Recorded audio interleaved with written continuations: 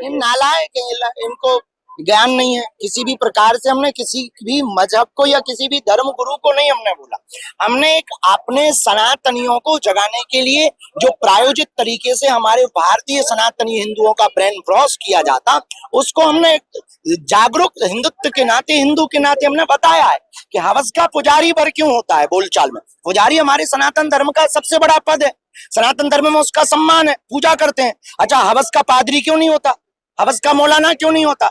अगर ये बोल दिया है तो लोगों को दिक्कत होने लगी। अभी कोई एक नेताजी है, उन्होंने बयान दिया था कि साधु संत तो गांजा फूंकते हैं।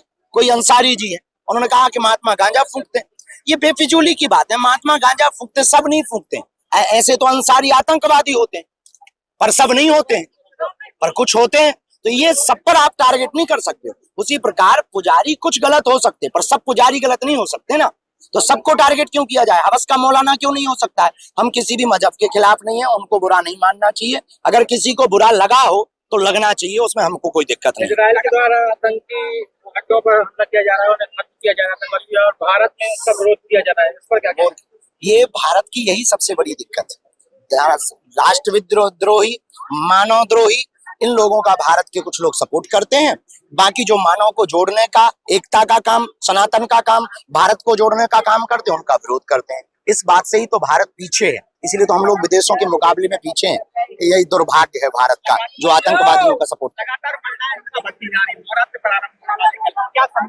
नवरात्रि में हमारा यही विचार है कि आपकी देवी की मूर्ति स्थापना रखना तब सफल है, मूर्ति पूजा करना तब सफल है, जब आप यह प्रण लेवे कि प्रत्येक बेटी की आबरू इज्जत पर उठने वाली उंगली को ही तोड़ देने का संकल्प अगर ले लिया जावे तो ही तुम्हारी नवरात्रि पूजा सफल है।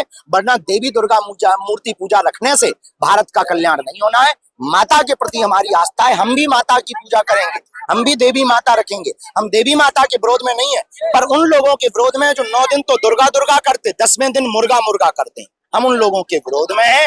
माता देवी को रखने वाले लोग संकल्प लेवें, दुर्गा पूजा के साथ भारत की बहन बेटियों के साथ होने वाले अत्याचार पर कम से कम खुलकर बोलें। महालक्ष्मी के 30 टुकड़े हुए, 30 टुकड़े हिंदू बेटियों के हो रहे हैं, इनके लिए अब हिंदुओं को